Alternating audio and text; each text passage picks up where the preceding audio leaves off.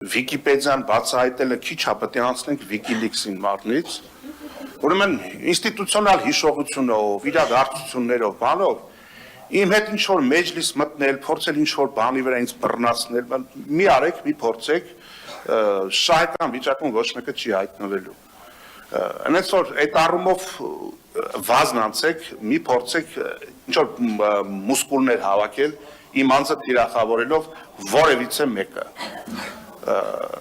Ինչ վերաբերում է որևիցե ինչ-որ կուսակցության բան, ես անդրադարձել եմ, ասել եմ, իսկ այդ կուսակցության հիմնադիրները շատ-շատեր էս բանով որտեղ են, բան ես կապ ունեմ, ինչ կապ կարայ ունեմ հայ ունեցել եմ մտերիմ մարդ ձեր կուսակցությունից, բայց այդքանը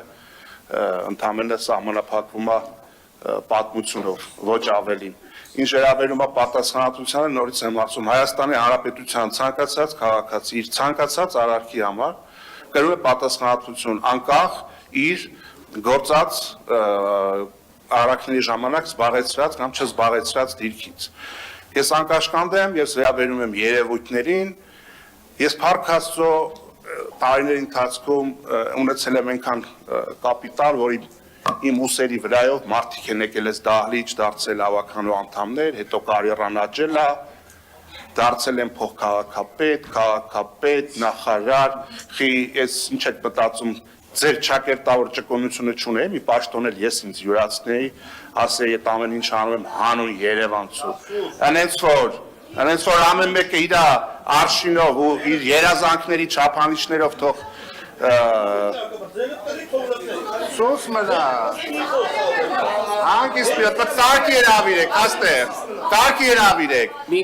ամենական նյարդերի ջղաձգում անում, երբ որ իրականությունը շրտատում ես մարդկանց Տոնայնության խախտումը հիմնականում ձեր խմբակցությունից է սկսում, պարոն Սուքյան։ Դա արձագանքալինում խախտումը,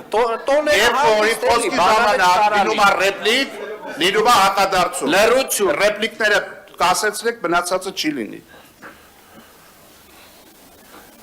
Ես հասկանում եմ, որ գալիս է ընտրական գործընթաց, կա գահավիժող, իշխանության գահավիժող վարկանիշ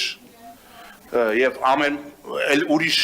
know-how չկա, էլի այդ հներին նախկիններին վերադարձ, նախկին արատավոր բարգերը ինչ վատ բան եղել է, դուք ոչ մեն այդ ամենը չեք վերացել, դե մի բան կատարելագործել եք, դարձել եք շահառու,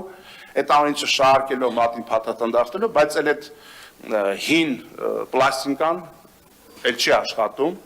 դրա մասին են խոսում և տարբեր ընտրական գործընթացները և սոցիոլոգիական հարցումները, այնպես որ սիրելի երևանցիներ, այս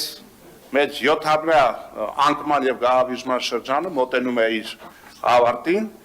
և յուրաքանչյուրը իր գույքի և եկամուտների հայտարարագրով, որ շատ եք տենց